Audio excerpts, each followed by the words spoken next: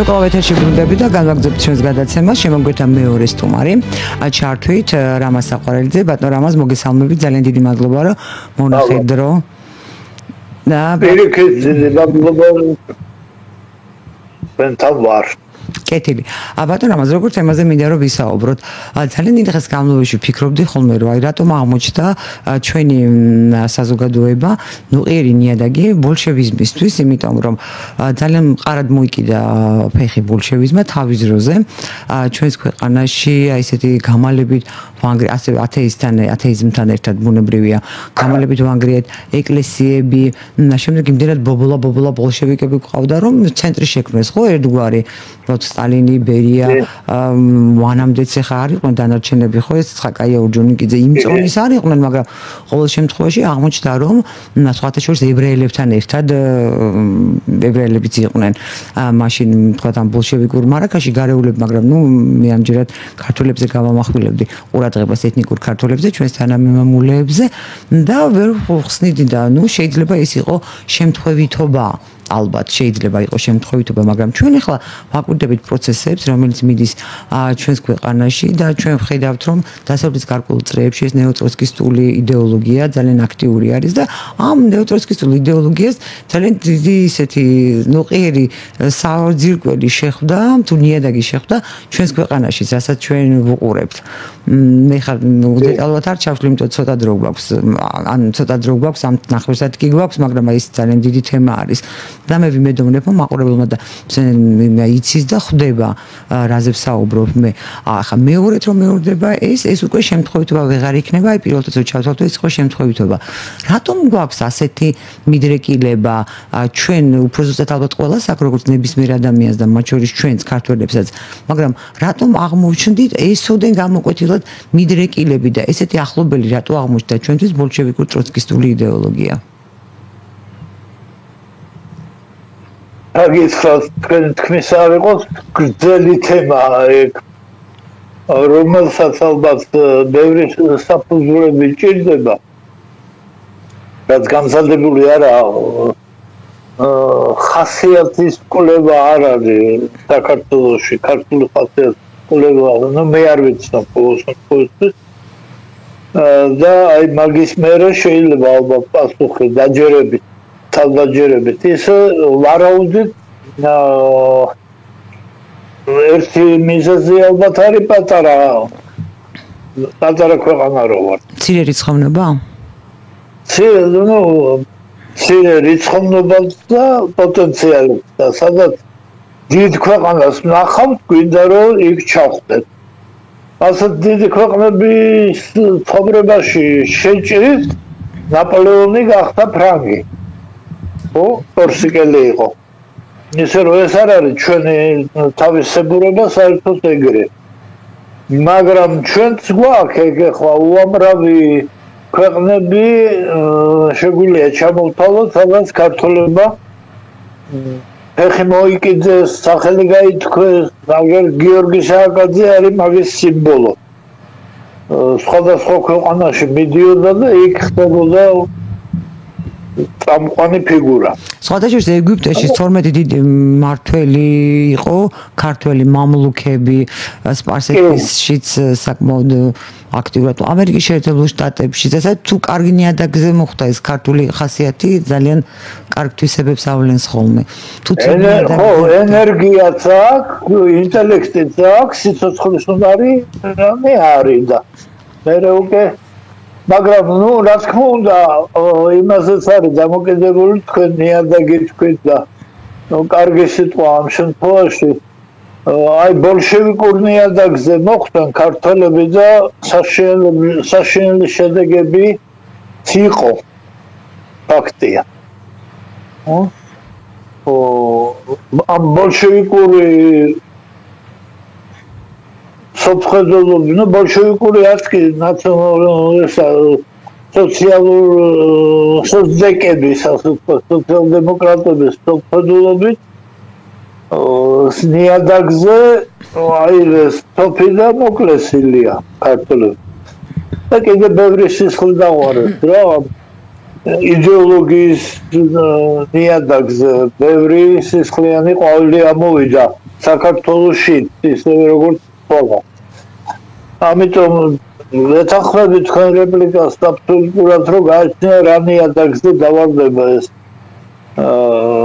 ქართული თესლი, მერე სხვა რამე ამოდის. თუმცა ყოველთვის ძალიან ესეთი თვალსაჩინო არის ხოლმე ქართლის ყოფნა უცხო ნიადაგზეც კი. უფრო ზუსტად უცხო ნიადაგზე უფრო ჩანს ხოლმე ქართველი, ვიდრე საკუთარ ქართულ ნიადაგზე. აქ ბევრი კონკურენტი ყავს. სხვა ქართველებიც არის. ანუ ასეთი კარგები ვართ მართლა? ასეთი რა? ამას ცინიკურად არ ვარ, ასეთი კარგები ვართ მართლა პოტენციალში. პოტენციალში ყველა მიგრანტების პოტენციალია ეგ. თუ შეიძლება ასე ითქვას, ანუ ემიგრაციაში რო ხდება ადამიანი იქ უფრო მობილიზებულია. დიახ. და სხვა ქვეყანაში ჩვენც უფრო მობილიზებული ვართ. საკუთარში ნაკლებად. მაგრამ მე ხავ ხედავ მიგრანტებს სხვადასხვა ქვეყნები, აღმოსავლეთის ქვეყნები და რაღაცა მობილიზაციას ვერ ვამჩნევ. ჩვენ სასარგებლოდ ვიტყვი. ხო. ეთქმა საქართველოს არ არის ის ასპარეზი, რომლისთვისაც მობილიზაციას თვლიდნენ საჭირო. რა თქმა უნდა.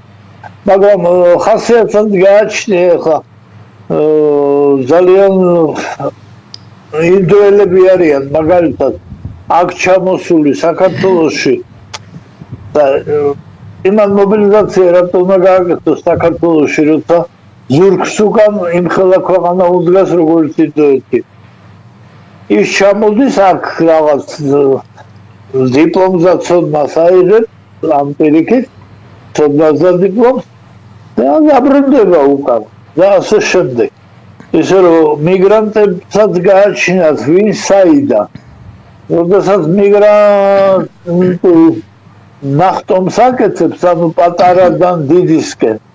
იქ სხვანაირად იქცევა. და როცა დიდისკენ ამ თანაბარი სიმაღლიდან ერთი სიმაღლიდან მეორეზე ხდება, ალბათ იქ სხვანაირად. ეს ისე და ისე თქვენ ციტირებას მოვახდენთ იმ ხელა თემებია, ზოგადი თან ქართული არა მარტო ქართული. იმ ხელა თემებია, რომ ძნელია თავი მოუყარო. ოღონდ მე მაინც რო არ ჩამეთვალოს თქვენი კითხვის ქვეტექსტიდან თავის არიდება, იმიტომ რომ ქვეტექსტიც იყო თქვენ კითხვაში თუ არ ხდები. ბოლშევიზმი კარგად ავიცვისეთ, იმიტომ რომ აღმოსავლური სისხლიც გვაქვს. და თუ დავაკვირდებით აღმოსავლეთის ქვეყნებში უფრო გავრცელდასავით რა მხრივ, უფრო მშობლიური გახდა ბოლშევიკური კონცეფცია. რადგან ის ნაკლები დემოკრატიულობა, ავტოკრატიულობა, რაც ჰქონდა ბოლშევიზმს, კარგად გადავიდა დაემყნო აღმოსავლურ ავტოკრატიულობას. და გამხელჯობია და ჩვენ აღმოსავლური ცხოვრების წესი და აზროვნების წესი ჰქონდა საუკუნეების განმავლობაში. ლამის 91 წლამდე. მერეც რა ჰქონდა გაცნო არის ეს. მაგრამ ჩვენშიდაც აღმოსავლური მენტალიტეტი იყო, მერე საბჭოთა შემოვიდა და ის საბჭოთა ვიმეორებ ადვილად გადაინერგა იმ აღმოსავლურ მენტალიტეტზე და მერე შემოვედით, მერე უკვე დავიწყეთ დემოკრატიული არსებობა. 90 წლების მერე რა ძალიან ცოტა დრო. ბატონო რამაზ, რასაც ჩვენ ეხლა ვუყურებთ, რაც ხდება ქუჩაშიც, სოციალურ ქსელებშიც, ადამიანების პირად ურთიერთობაშიც, ეს ხანდახან არაადეკვატურობამდე მისული რეაქციები, სრული მიუღებლობა ერთმანეთის, სრული შეუწყნარებლობა, შავ-თეთრი ხედვა, ემოციურობას უკვე თავს ვანებებ, როცა რაციონალურობა არ არსებობს, შავ-თეთრი და ბავშვური ხედვა და აღქმები სამყაროსი. ეს რით არის გამოწვეული, რა სტრესებით არის გამოწვეული, იმიტომ რომ თქვა დამოუკიდებლობის შემდეგ ჩვენ ვერ შევძელით რომ თავად აგვეღო პასუხისმგებლობა ჩვენს ცხოვრებაზე, ჩვენი ცხოვრების მოწყობაზე თუ სულ რატომ ვეძებთ ვიღაცებს, ვინც იქნება ძლიერი, ის ძლიერი დააღმარცხებს შემდეგ მეორე ძლიერს და ჩვენ მას დავემსგავსებით და შემდეგ ის ჩვენ გვიპატრონებს. აი ეს გაუგებარია, რომ აი ეს რატო, ანუ ეს ისევ იმის გამოა, თუ აი სულ უმცროსი ძმის კომპლექსი რო გქონდა და სულ ვეძებთ უფროს ძმებს. თან ამას ახალგაზრდები აკეთებენ. ჩვენ მაინც საბჭოთაში შევდივართ ხოლმე და იქიდან გვინდა არქეტიპი, საკუთარი არქეტიპი ამოვიყვანოთ და მე მგონი უფრო ადრე ძელია ეს არქეტიპი. დიახ. კერძოდ ფეოდალური ქვეყანა მეფე რასაც გვეტყოდა, იმას ვაკეთებდი. ან თავადი რასაც გვეტყოდა. მაგრამ ეს ყველგან ასე იყო. ხოდა იმას ვაკეთებდით, რაც ნიშნავს გამჯდარი იყო ცნობიერებაში, რომ მიმართულებაზე, სტრატეგიაზე ვინ არის მტერი, ვინ მოყარე, ფიქრობს ერთი ვიღაცა და დანარჩენები იყვნენ ჯარისკაცები, მეომრები. საომარი საქმე იცოდნენ წყინვალებს. შესანიშნავი მეომრები იყვნენ, ყველა ისტორიკოსი ამტკიცებს ამას. მაგრამ შესანიშნავი პოლიტიკოსები იყვნენო, იმ ხალხზე ვერ იტყვი ვინც ომობდა. იმიტომ რომ პოლიტიკოსები იყვნენ ცოტანი, მეფეები მაგალითად ან თავადები და ძირითადი მასა ხო დამორჩილების მასა იყო. ანუ ფეოდალური წესით ხო ეგრეა, რომ უმრავლესობა ემორჩილება რამოდენიმე ადამიანს. ჩვენთან უბრალოდ ეს ფეოდალური წესი დიდხანს გაგრძელდა. ხო, ის მინდოდა მეკითხა, ყველამ გაიარა ეს ევროპამაც გაიარა, დასავლეთ ევროპამაც და ზუსტად კლასიკური ფეოდალიზმი ერთნაირი იყო ჩვენთან და დასავლეთ ევროპაში. დასავლეთ ევროპაში ძალიან დიდხანს, ანუ აღორძინების შემდეგ ფაქტიურად წამოვიდა ჯერ ერთი ვაჭრობა. მერე განვითარდა მოგზაურობა, რაც ალტერნატიულ ცნობიერებას აჩენდა რა, რომ სხვადასხვა სამყაროები არსებობს კულტურის თვალსაზრისით. მერე გაჩნდა მეცნიერება, აგერ ნიუტონი საბუნებისმეტყველო მეცნიერება. ამის მერე დაიწყო უკვე სოციალური ცვლილებები და 4 საუკუნე ზოგჯერ 5 თვლიან არსებობდა დემოკრატიული წყობა. სადაც რატომ მნიშვნელოვანი? სადაც ხალხი იღებს გადაწყვეტილებას. ჯარისკაცები კი არ არიან, გადაწყვეტილებას იღებენ. ისმის. მაგიტომ სადაც გვიანობამდე იყო ფეოდალიზმი იმ ქვეყნებში, აი იგივე ინდოეთი ვახსენეთ.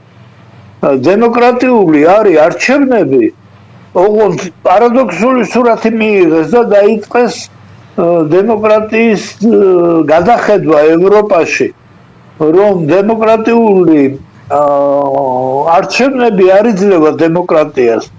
კერძოდ ნახეს, რომ ირჩევენ ჩვეულებრივ არჩევნების წესი დემოკრატიულია, მაგრამ მენტალიტეტი არის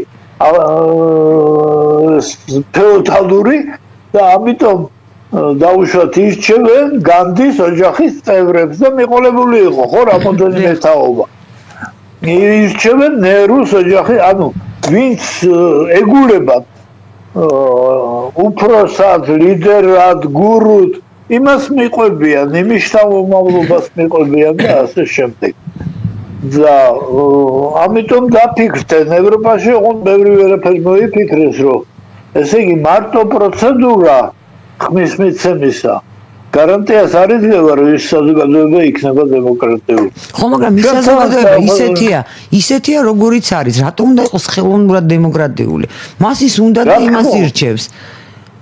თავარი ის არ არის ინსტრუმენტი იყოს არჩევის დემოკრატიული უმრავლესობას ვინც უნდა რა პრინციპიც აქვს დემოკრატიას. თუმცა ხა დემოკრატიამ განიცადა სახეცვლილება იგივე რუმინეთის არჩევნების მაგალითზე, ხო? იმიტომ რომ ეს კანდიდატი იყო მიუღებელი, ამიტომ ის არჩევნები ეს შედეგი უნდა გაუქმდეს.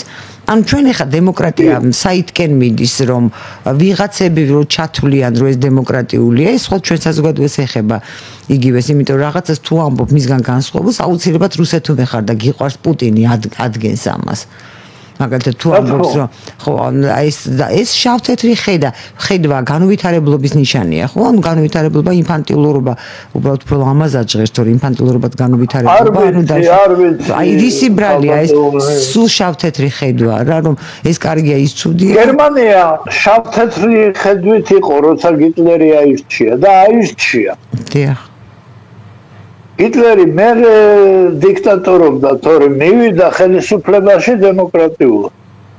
კი, რა თქმა უნდა, ეს აირჩიეს. და ამ დროს იყო გერმანელი ერი იმ დროისთვის წამყვანი ინტელექტით, განათლებით, ყველაფრით რაც შეიძლება იყო. ну ინტელექტი არ ნიშნავს ზნეობას. ინტელექტი არ ნიშნავს ზნეობას, ესე იგი ზნეობის ელემენტიც უნდა იყოს? არა. მე მგონი არა ეხლა ჩვენ ისეთ სიღრმეებში შევდივართ რომ დამდაჯერებული ვერ ვიქნები მე და ალბათ ვერ მე მაინც მგონია რომ ყველა ადამიანში ზის ცხენი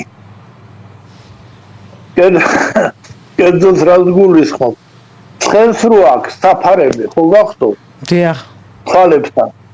რომ ერთი მიმართულებით იყუროს რა არ გადაუხვიოს გზას. აი ასეთ საფარები ჩვენ ყველას გვაქვს. ოღონდ ჩვენ თვითონ ვიკეთებთ. ну ამ პირობები გვიკეთებს და ასე შემდეგ. და როგორც კი ეს საფარები გაგვიჩნდება, სად არის თეთრი, სად არის შავი, თქვენ ხშირად თეთრი შავს ახსენებ. მაგრამ ეს ხო ჩვენი არჩევით გაკეთებული შეზღუდვაა. ანუ ალტერნატივებს ჩვენ თვითონ ვიხსნით. ყურადღება რას ნიშნავს? რომ რაღაცას უყურებ და ალტერნატივებს ვეღარ ხედავ. ყურადღების კონცენტრაცია არის რაღაცაზე კონცენტრაცია, ოღონდ სხვა რამეების მიმართ. უყურადღებობა ნატელობრივი ძილიო ეძახიან ხო ფსიქოლოგები. ისე რომ ეგ ჩვენ ბუნებაშია, მასე სელექტიური სელექციის მექანიზმი და ჭკვიანი იქნება თუ სულელი იმ მომენტში აღარ აქვს მნიშვნელობა. გენიოს შეიძლება იყოს დედა, მაგრამ თავის შულზე უფრო ლამაზი არავინ არ ეგულებოდეს. ყავსო თავის ბახალა უყარდა. ისე რომ ეგ ადამიანური ის არის მოვლენა, მაგრამ თქვენაც ბძანეთ დემოკრატია. ფაქტია რომ კაცობრიობამ ჯერ ვერ გამოიგონა ის წამალი, რომლიც იდეალი კი აქვს, რომ აი ადამიანს კონდეს ფართე თვალსაჩინო და არჩევანი გააკეთოს. მაგრამ ვერ გამოიგონა ის მექანიზმი, რომელსაც ადამიანი არ იქნება ტენდენციური და სწორ არჩევანს გააკეთებს. თვითონ მოთხოვნილებას უცვლიან ადამიანს. პიარი, რასაც ეძახიან, პოლიტიკური პიარი, პოლიტიკური ტექნოლოგიები. სხვა რა არის ეს ტექნოლოგიები, გარდა იმისა, რომ ადამიანებს არჩევანი შეუძლო. რეკლამა, მაღაზი იმის საქონლის რეკლამა რო არის. ის რეკლამა ხო იმისთვისაა, რომ მე მიკარნახონ რა ვიყიდო და რა არ ვიყიდო. ისე რომ ასეთი კარნახი და ადამიანის ფსიქიკაზე ზემოქმედება არის და სანამ ეგ არის, იქამდე რეალური დემოკრატია გვექნება მეჭ. და ყველაზე მთავარი პრობლემა ახლა მე პრინციპში ჩემი აზრით რაც არის და თქვენ ამით თანხმობთ თუ არა ეს არის თქვა მცირერიცხოვანია, მრავალრიცხოვანია, არ აქვს მნიშვნელობა. ჩვენ ვუყურებთ ხო აი ამ პერმანენტულ პროტესტს, დაფინანსებული არის, დაფინანსება არ აქვს მნიშვნელობა. ეს ადამიანები არიან ჩვენი საზოგადოების წევრები და ჩვენ მართლაც ერთად ერთ სივრცეში ვცხოვრობთ და ერთ სივრცეში ცხოვრება მოგვიწევს. რა განეიტრალებს ნუ ადეკვატური, არაადეკვატური აქ მავს ყველაზე სუბიექტური რამ ადამიანი არის ამ დედამიწაზე, ხო? ვერავინ ვერ იტყვის რომ ვიღაცას აქ ობიექტური აღქმა, მაგრამ რა განეიტრალებს აი ამ წრეკადასულ აგრესიას, რომელიც სუფევს ჩვენ საზოგადოებაში. მე ყურადღების მაგალითი ვახსენე და რომ ეს გვიზის ბუნებაში. ეხლა თქვენი ბევრი კითხვა გულისხმობდა იმას, რომ რატო ვერ ხედავენ ეს ადამიანები სად არის შავი და სად არის თეთრი და რატო იძახიან ხშირად პირიქით. ან რატო იძახიან შავსა და თეთრს იმაზე, რაც ფერადოვანი. მე მგონი აქაც შეიძლება ყურადღებაზე ლაპარაკი. ეს ადამიანები ძალიან კონცენტრირებული არიან რაღაცაზე, კერძოდ უმეტესწილად პოლიტიკაზე. და აი ეს კონცენტრაცია პოლიტიკაზე ძალაუნებურად აჩენს მაგ ფენომენს, იმიტომ რომ ძალაუნებურად ქარიზმატულად ჩათვლიან ვიღაცა ერთ მის სატანად ვიღაცა მეორეს და არის გმირი და სატანა და აი მთელი საზოგადოება იწყებს გმირისა და სატანის იმაში ალტერნატივაში მოქმედებას, ოღონდ საზოგადოების ერთი ნაწილისთვის ვინც გმირია, მეორე ნაწილისთვის ის სატანაა და პირიქით, ხო? აი, როდესაც ამ ადამიანებს გაუჩნდებათ უკეთესი რამხრივ, უფრო საყურადღებო, რომელიც მათ ყურადღებას მოითხოვს, მათ ძალისხმევას მოითხოვს, საქმე, პროფესიული, ან კომერციული, ან და ასე შემდეგ. ისეთი რამ, რაც პოლიტიკიდან მოწყვეტავს მათ ყურადღებას. ნუ მეტყველებს რომ ჩაქრება ეს პროცესი. ამ პროცესების არსებობა ხო იმითაა გამოწვეული, რომ ალტერნატივები არის ნაკლებად მიმზიდველი. ეგ ერთი. და ნუ მერე თქვენ კი ადვილად ამას გაცხრილეთ, მაგრამ აი პირადი ინტერესები ძალიან ბევრს აქვს საქართველოში იმისა, რომ იყოს რუსთაველის პროსპექტი ის რაც ხდება. იმიტომ რომ დააკვირდით, ეს არიან NGO-ებთან დაკავშირებული ადამიანები. და ამიტომ ვერ იტანენ ტრამპს, რადგან ტრამპმა შეწყვიტა USAID-ის მოღვაწეობა და დაფინანსება. ეს ამან მეც და მაინტერესა ის სულ მაინტერესებს რა არ მოსწონთ ტრამპის პოლიტიკაში. აი რა არ მოსწონთ, ეს ხო შეიძლება ჩამოაყალიბო, რა არ მოწონს, რა კურსი არ მოწონს, რაში არ ეთანხმებიან, ეს მე არ ვეთანხმები შექსპირსა. რომული რო ამბობს.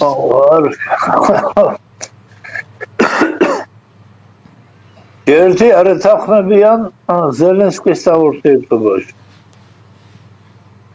კრიტიკულია ტრამპი ზელენსკის მიერ. ხო, ისინი არ ეთანხმებიან ხო რუსეთთან ურთიერთობაში. იქ პირიქით არ არის კრიტიკული და ლოიალურია, აგერ კრიტიკა მოახსნევინა გაეროს დადგენილებას. და არ ეთანხმებიან NGO-ების დაფინანსება, ლიბერალური ინსტიტუტების მიმართ დამოკიდებულებაში. რომ უნდა ფინანსებოდეს NGO-ები და უნდა ფინანსებოდეს ისევ მასზე, რომ შენ ოღონდ გადატრიალება მომატყე და აგერ ფული. ფულს ხო რაღაცაში იღებს ხალხი. რა თქმა უნდა.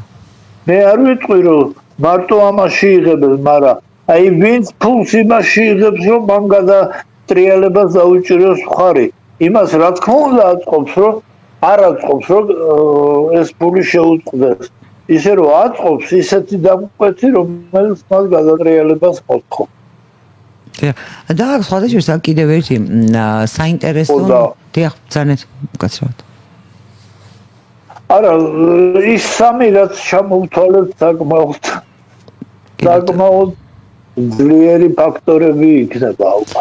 დიახ, და სწორედ აი რა თქვენ ჩამოთვალეთ, აი პირველი ორი, ჩემთვის ძალიან უცნაური, ტრაგიკულად უცნაური, რომ თქვათ აი არ მოწონთ ზელენსკის დამოკიდებულება, გასაგებია რატომ, იმიტომ რომ უკრაინამ დაამარცხოს რუსეთი, არ მოწონთ რუსეთთან მოლაპარაკება, იმიტომ რომ რუსეთი უნდა დამარცხდეს, ეს ლოგიკა მე მესმის აბსოლუტურად, მაგრამ არ მესმის ის 2008 წლის შემდეგ, 2008 წლის ომის შემდეგ ძალიან ამერიკის შეერთებული შტატების პრეზიდენტი, დემოკრატი პრეზიდენტი იყო მაშინ.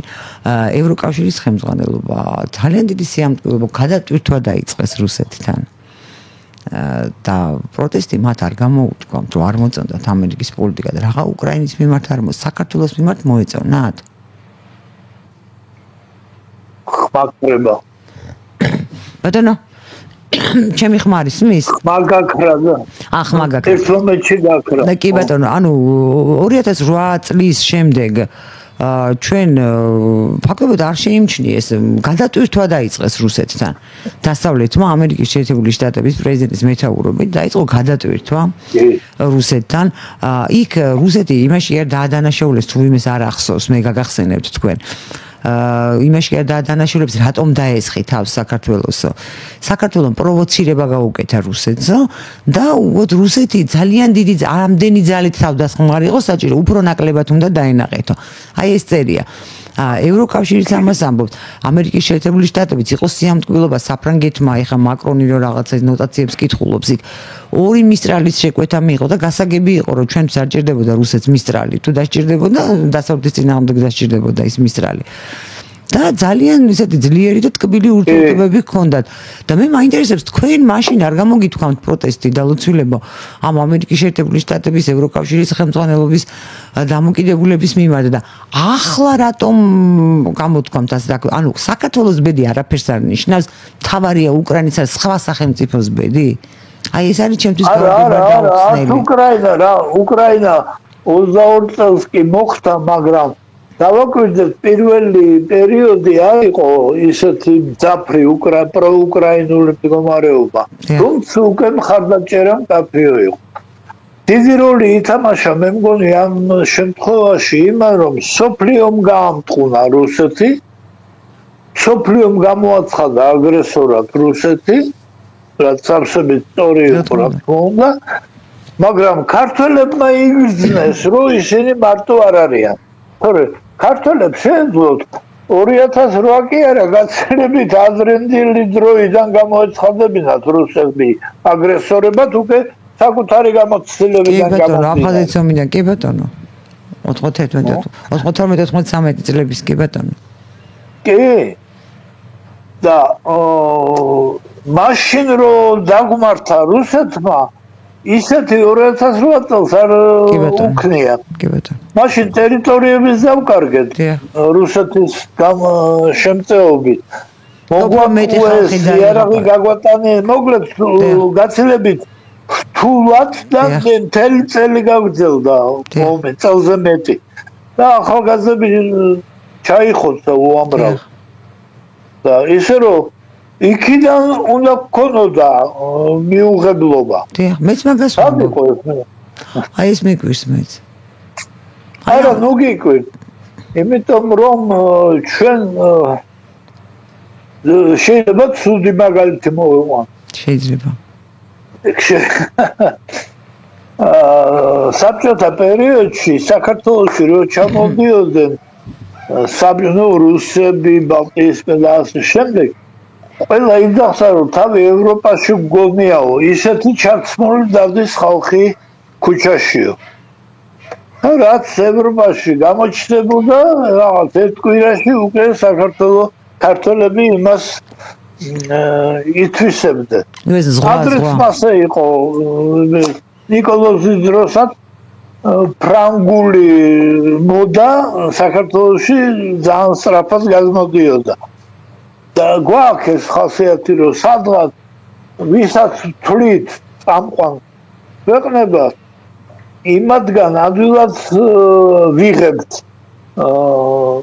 რაღაც პროგრამას რა, იმას შემოთავაზებულ მოქმედების, ჩაცმის, აზროვნების პროგრამას და მე მივყვებით და გონია რომ ეს ჩვენია.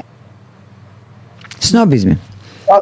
ასე შემოგთავაზეს პროგრამა, რომ რუსეთი არის აგრესორი და ცუდი.